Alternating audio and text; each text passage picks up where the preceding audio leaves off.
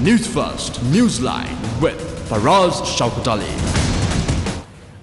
And very good morning to you on this wonderful, peaceful, blessed Boya Day. This is Newsline, live as always from the Newsfirst studios in Dawson Street in Colombo. And as you know, Newsline, we reflect the most current of current affairs. And today is no different. Although it's a Boya Day and things tend to get a bit slower, we've got in the studio today a person who's been very much in the news, as in his team have been very much in the news in what they do. And it's very important to most of us who eat outside and so on and so forth. He's right here, Dr. Ruwan Wijayamuni, the Chief Medical Officer of the Public Health Inspectorate from the Colombo Municipal Council. Very good morning to you, Doctor. Very good morning to you. I'm very glad that you've been here, that you've arrived here. Can you start, please, by telling me how big your team is? Well, I have 6 MOHs, Medical Officers of Health, each responsible for a particular district, North Colombo, Colombo Central A and B, Borella, Colombo East and Colombo West. And there are 46 public health inspectors who are operating or rather working directly under the supervision of these medical officers of health. Right. So they are my team. And so basically you have 52 people. Yes, that's right. How many eateries are you monitoring? Well, we have from 5 stars to small cyber boutiques and badkades. We have about 680 eateries within the city of Colombo. 680 Yes, eateries. that's right, yes. And all these have to be licensed by yourselves? Yes. And they are consequently monitored by you as well? Yes, that's true. Let's say today, I know it's a Boya Day, there are some eateries open. Yes. What's the program today then? Well, each public health inspector has to inspect his own district or the rather ward, and all the not only the eateries, but also he has to do other work like dengue and all. But he has to make an inspection at least once a month to his a particular eatery had to be inspected at least once a month. At least once a month. Yeah. So, and each of these PHIs, the inspectors, do they have a team working with them? Well, they are working on their own because they are considered as an authorized officer, not considered, they are empowered by the Food Act of this country as authorized officers. And my medical officers of health are also authorized as as authorized officers under the Food Act to implement the Food Act number 26 of 1980. So let's say that one of your PHIs is going into restaurant X today, or Cybercade X. He goes there on his own?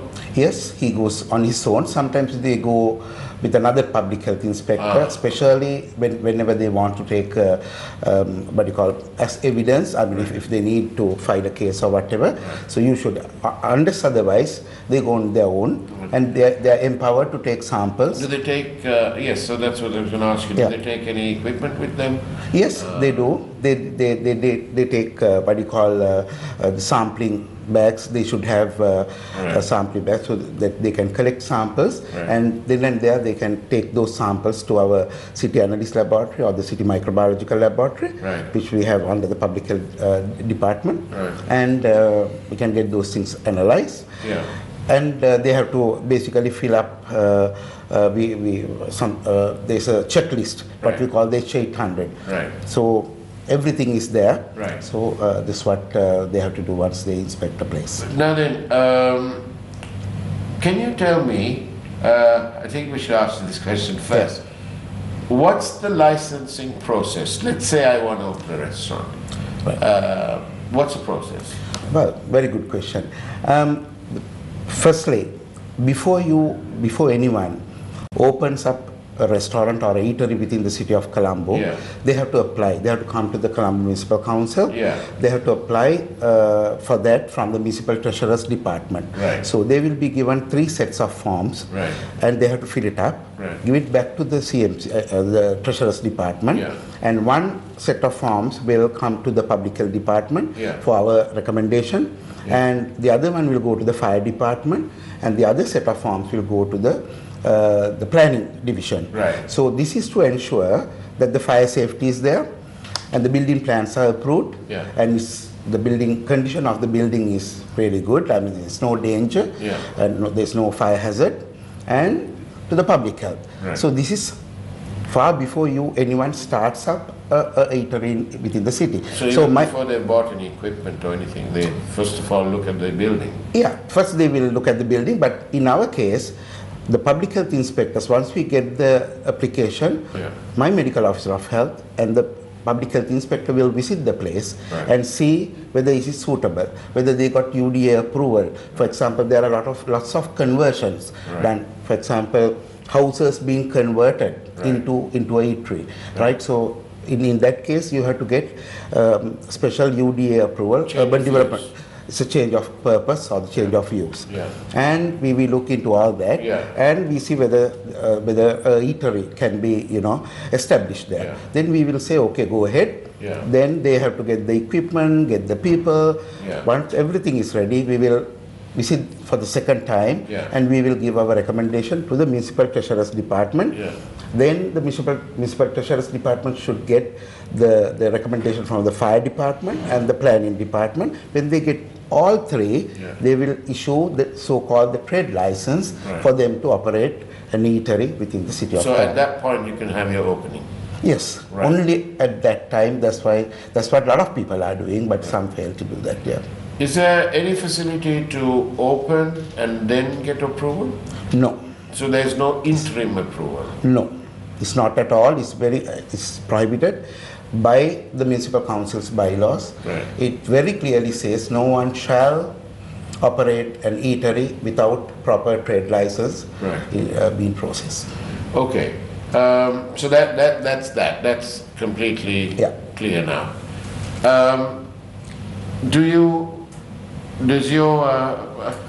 How social media friendly is your department? Well, it's a $1 million question. Yes, we have a web page, we have a Facebook page about the food safety, especially devoted for food safety and also for dengue control. So whatever we do, we upload on that. But now with the current scenario which basically with social media coming into play, a lot of things have changed. Usually we have a hotline 267-6161 for any consumer. 267-6161. 267-6161. That's the hotline? That's our hotline. Anyone can call up and give their, Is this 24 hours? Well, not really 24 hours. It's from 8:30 a.m. to 9 p.m. So anyone can give their complaint. But now what we see, it's a very good question, because now what we see is video clips, or rather the photographs start basically sharing and going viral about eateries, what they eat, what they've just found there. So so the Public Health Department thought that we had to be more vigilant on that line. And also be vigilant, because even sometimes when my Mayoress of Colombo, when her worship gets, she also used to send me, check on this. So and then she wanted us to be more vigilant, and also she wanted us to take drastic action once we see that. So I think this traditional or the conventional way has changed. So we are very much geared to it. Good. So, do you see that you've got 52 people, 6 medical officers of health, and 46 inspectors? So you got 52, and you got yourself. So anyway, 52, but you've got 680 eateries. It sounds like a lot of work. True, yes. How regular are your inspections? Well, as I said, minimum, my public health inspector should visit once a month eatery, minimum. Yeah. But we have to make it very clear, because when it comes to food hygiene and safety, it's impossible for any authority, because our role under the Food Act is a watchdogs role where we are playing. We are the implementer, so we have to implement the law. So it's the utmost responsibility for food safety lies with the eatery operator and the chef of that particular eatery. Is the chef legally liable? Yes. Any food handler under the Food Act number 26 of 1980, which had been amended in 1991, they are liable. Any food handler... What defines a food handler? Yeah, well, anyone who's coming into contact with food, who's processing, who's selling, who's showcasing, anyone who's handling food is a food handler. Okay. So it can be the manager, it can be the chef, it can be even someone below. So they are considered as food handlers. Right. So they are liable, and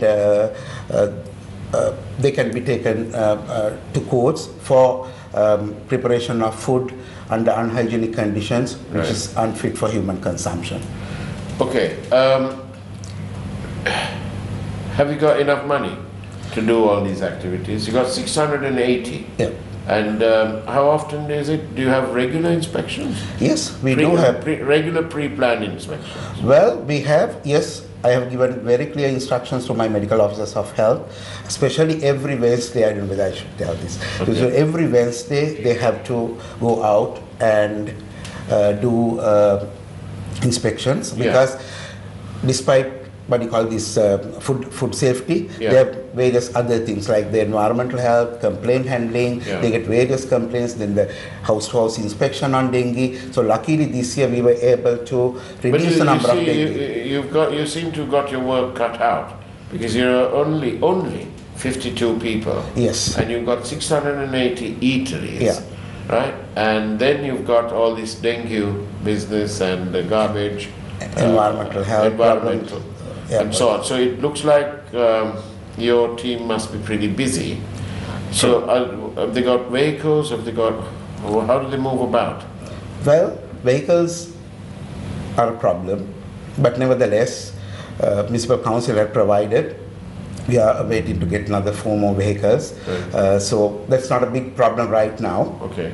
My biggest problem is staff shortage, where I should have another 20 more PHIs. My card is 65, and I should have had 12 food inspectors, and I have only 1, right? Okay. So if I had those 12, I would have allocated 2 per district, whose only job is food safety, right? So I see. This is in addition to the public health inspectors. That's right. It's in addition to the public. So because so it's a sort of inspectors. Exactly. They are given special training by the Ministry of Health on food safety, another 1.5 years of training, and they are appointed as a food inspectors. Why have you only got 1? Well, we have to depend on the Ministry of Health, because the training is done by them. The country is on, So are they like seconded to you? Yes, basically they are appointed. No, we pay our salaries. I mean, the municipal council pays the salary, but we are totally dependent on the ministry to send people to us, because we can't produce them. What about training programs? Well, the training programs of food inspectors, for example, is, to become a food inspector, the public health inspector should work as a public health inspector for certain years. Then he should sit for a qualifying exam. After the qualifying exam, he is selected for that process, trained, and then we can get them back. Have you got training videos in this day and age, or even on your website somebody can log in? Training videos to the food handlers, to the operators of eateries, so that they can have a training session. I know one restaurant that I went to yesterday. They told me that they downloaded all the clips from your raids. Sorry, from your investigations, not raid, investigations, and he's put it all together, and he's having a training session for his staff. Now, don't you think it's something that you should do? We do that. We do that. Actually, not really the video clips, but we do use the photographs that we take in our inspections of Do you think it's a good idea if you have a maybe drawing on your real life, inspections from the stuff that you find from there? Both pluses and minuses, and if you made a video available and which can be just online, and so that wannabe restaurant operator, wannabe food handler can go there and self-educate themselves. Most people these days, they go to YouTube and they type, how do I change the settings on this? What do I do? Because it's become very educational. Do you think that's something that you might do? I think that's a very good idea, and that's what we are exactly working on it right now. Because I have allocated one particular doctor for food hygiene and safety alone. So his job will be from yesterday onwards. His only job would be food safety and hygiene, and he's given a team to do that. And also, as I said, I'm going to get the permission from the the Mayor of Colombo to have a special web page and to upload all the grading, our inspection reports. How long does it take her worship to approve these? Well, I think a couple of seconds. So I don't think because she's very supportive, and she wanted us to be innovative, as you very correctly said, get away from our traditional way of doing things, business. So we want to be like that and be on the upfront. And not only that, we want, now I had a discussion with a couple of restaurant owners who came and met me, the top people. So I said for them to even to join online so that people can watch what's happening in their kitchen.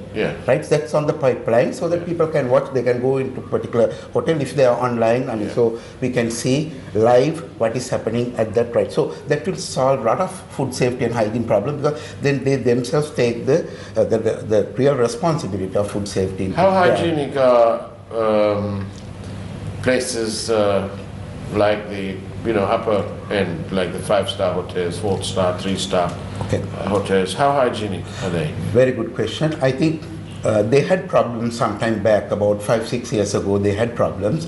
Especially the biggest problem everywhere we go is the storing, mixed storing, which promotes cross-contamination. Ready-to-eat food stored with raw food, raw materials. So even the 5 stars had this problem, but now I can assure that almost all the 5 stars within the city of Colombo are doing really well when it comes to food safety and hygiene. And also we have a very good system of grading, and we award the best people the A grade, and the excellent people A star. So okay, how proactive are you in the same way for the other end of the spectrum? Well, because there are far more poorer people than there are the 5-star people. That's right. So it's a very good question again. Our biggest problem, we are inspecting thoroughly those low-end ones as well.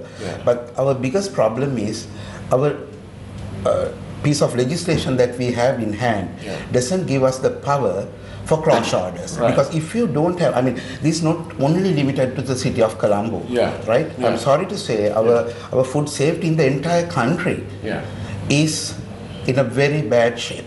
So we have to do something drastic when it comes to the legislation. And in the developed world, I don't say, we don't have to give it to a particular person, the authority. Let's give it to the area MOH, Medical Officer of Health, area Food Inspector, and the area Public Health Inspector. At least 3 people get together and decide whether this should operate. For example, when you go to a eatery in a developed world, they don't have to see, those inspectors are looking not for rat droppings. If they find a rat dropping, they can then and there close for 2 weeks. All what I say, if we don't have that, in our legislation, we will never ever be able to correct this. Do you think, you know, your 52 officers who are empowered by the Act, Yeah. and so there's a legal mechanism that's thrust upon them. Yeah. Do they have to declare their assets and liabilities? Yeah. If he or if he's a what do you call we call them what do you call above certain grade, Yeah. they all have to what do you call declare, including myself. The reason I'm asking that is because obviously corruption in this country is endemic, and it's a fair question. Yes. To ask whether how clean is your team in terms of financial probity? All right. Yes. Very good question. Yes, they have to declare their assets every year. Have you checked to see whether all of them have done that? Well, yes, we have a mechanism because if they don't do that, they are liable again under that particular So law. your municipality or health inspectorate have a mechanism to we do. It's a government legislation, and we all follow that. So it's in compliance. Yeah, right. Compliance. That's good thing there. The other thing that we wanted to ask you is, what about hospitals? Are you? And the other question is, are your PHIs and MOHs, the medical officers, are you all a bit intimidated in going to certain places? Well, are you quite as home walking in on an unplanned, unannounced investigation into Cybercade A and 5-star Hotel B? Do you feel a bit intimidated when you walk into the other one? No. I think because... Are you frightened that somebody will call Her Worship and say, listen, Rosie, what are you guys doing? We've spent millions of rupees here, and now your guy is coming here, and what do you mean? Can you call them off? I don't think Her Worship will call them off, but do you know what I mean? Because influence peddling is another industry. Yeah, but I never ever got such influence from Her Worship the Mayor. All she wanted me. I just only used her as an example. Okay, right. How down many the times line, you got a call from a politician? Well, some people, down the line, they do, but we always say, sorry, we have already filed the case. Or, in the midst of the inspection as well, sometimes people do call, right? But again, because I got very clear instructions, and we are authorized by law. Who do you get your instructions from? Well, I get instructions from Her Worship, right? And we are authorized by the law of the land, the Food Act. So we basically go on. And then hospitals, what about hospitals? Well, hospitals as well. and I have a little grouse about hospitals. Yeah, well, hospitals also, we have to basically, the kitchen, we have the right to inspect the kitchen, and my public health inspectors and doctors, they are making their regular visits to kitchens as well, and especially when they get a complaint or whatever, we do take samples, we send it to the city analyst, and there's a process involved, and we take appropriate action depending on whatever the case. So we do inspect that as well. But back again to this thing about a training video, and to give people a training on this. And as you know, we have questions coming in live straight through to me. And one of them is, and thank you for those questions, please ask doctor why most of the small eateries, the food handlers, don't wear gloves. Do they wash their hands with soap and water before they handle food? This sounds like my mum, but she's not here, so I know this is not my mother saying this. Because she will always, wash and go kind of thing. Yeah, so as we discussed now, in the 5-star eateries, we have trained people, highly paid chefs. But when it comes to the small eateries in Sri Lanka, the biggest problem is that they employ unskilled labor. Yeah. So we do train them. We take them to our office, or we go there, collect them, and my people give the food handler training program we conduct. But when you go after 1 month, they are not there because there's a very high turnover. Even in the restaurants, it's the same problem. So there's a big churn rate. There's a very big turnover because you don't find people, right? Skilled people. But so, isn't this going in nicely to the other point, that perhaps at the lower end of the scale, even though you have the numbers, you know, your market is much bigger at the lower end. True. But doesn't the economy come into play here?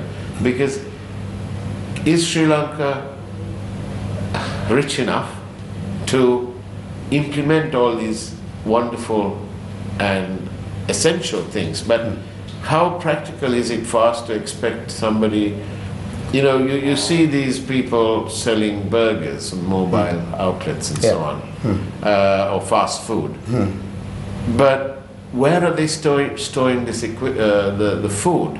I know that in various supermarkets and so on, they store the ready-to-eat food in certain conditions and certain in chillers and so on. But you can't really expect that same thing from the lower end of the spectrum. Well, you can if our economy was at a different level. Our per capita GDP is just over $4,000, only growing at about $50 a year. So it suggests to us that that's the ideal world, but in the real world, what do you expect these guys to do? They're trying to eke out a living. And even the little tekades, you see them nearby here. You know, there may be mobile units. They don't have running water. I sometimes shudder to think as to the cleanliness of that water that's used to wash the things and so on. Glasses. No wonder our parents used to ban us from having anything outside. So, how true is that? The economy. But what my personal feeling is that you can't compromise the health of the people.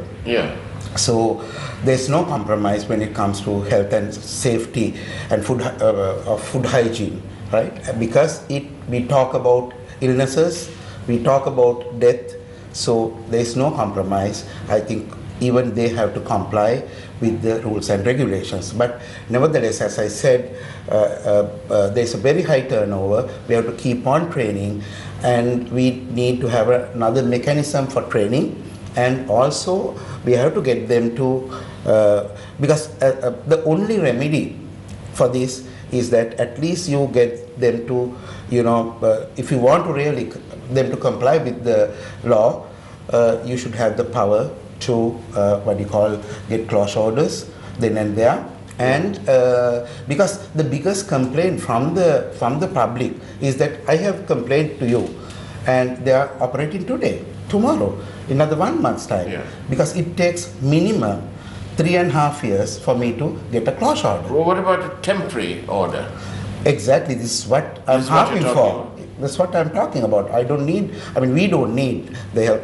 The officials should be empowered to get a close order. But what is the culture of cleanliness amongst these places? That's what I want. Well, we have a very poor culture. Sad to say. But certain restaurants, I'm not talking about all the eateries. Well, I want to say this. I've had completely food that would be deemed by your people to be unfit for human consumption, and I've had that in a hospital, right? Okay. But that's why I keep going on about it. As to where, do you feel intimidated? You're going into this multi-million-dollar operation, and here's this guy, you know, he's on the PHI. They tend to treat you like a dengue mosquito, and you're buzzing around them, and it's an inconvenience for them. How do you guys manage to stand your ground and say, no, I'm empowered by law, I want to do it. Well, I think we never had a situation where our fellows were scared of walking into any place. So basically, our fellows are well trained. For the fairness of them, I should say. Do you have that any security? Well, we don't. So far, we didn't have any problem because everyone knows they go in very nice uniform. It alone shows that. Are you going to be investing in any high-end cameras and so on? Well, to date, we don't. But I think it's a very, very valid point. These things are pretty good. That's right. So that's exactly what we are going to do in the future.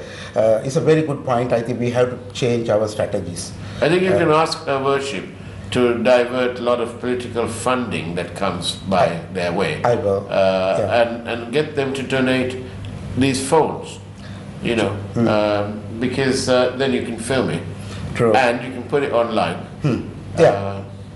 But several people now, somebody from Matakule is asking me what actions will be taken against those unclean shops? Right.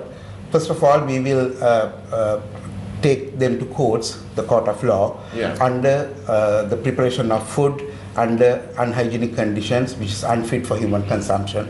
And so they will be basically, if they come to appear in courts and plead guilty, they will be fined for the first time maybe something between 1,000 to 3,000 rupees. Right. And for the second time, a fine not exceeding 10,000, and there can be even 6 months imprisonment can be imposed on them for the third, fourth time. And in 2017, you're asking about how regular we are. So in 2017 alone, we have filed 482 cases, and the number of fines, around 272 had been convicted, and we got, which amounts into 1.2 million fines. So that's not our main objective, taking people to courts. No. But invariably, whether we like it or not, as this particular viewer asked, that's what we are doing. Even last year alone, we have done same amount of prosecutions and amounting into 1.1 million fines. Dr. Vijayamuni, if we're at the end of our program, but if you and your department want any help from us, I'm sure our IT department might consider helping you. They're very good. They develop apps and all that. So, you know, they'll develop a very simple thing that somebody does that. It'll appear on all your phones, and you can all say, oh, good, we're going to make our way there, and, you know, it might help you. But we're ever ready to help. Because we do that, obviously, in the interest of the people. Thank you very much. Please do. I do mean that. And we've, as you know, we've got 2 other channels, one in Sirasa Pathikada. We also have programs in the Tamil language, and we have a Tamil channel on TV and radio. So there you go, plug for the entire group. But do give us a call, because we are ever ready, the group's ever ready to help, especially when it is in the public interest and the public good. Dr. Vijayamuni, it's been refreshing talking to you. Thank you very much for your openness. My pleasure. And we hope that you will do well, because at the end of the day, then our tum-tums and our general health will be in a better shape. Thank you. I will do. I assure you that. Thank you very much. And that's the way it was on Newsline on this wonderful Poya Day. Take care. Have a blessed and peaceful day. God bless.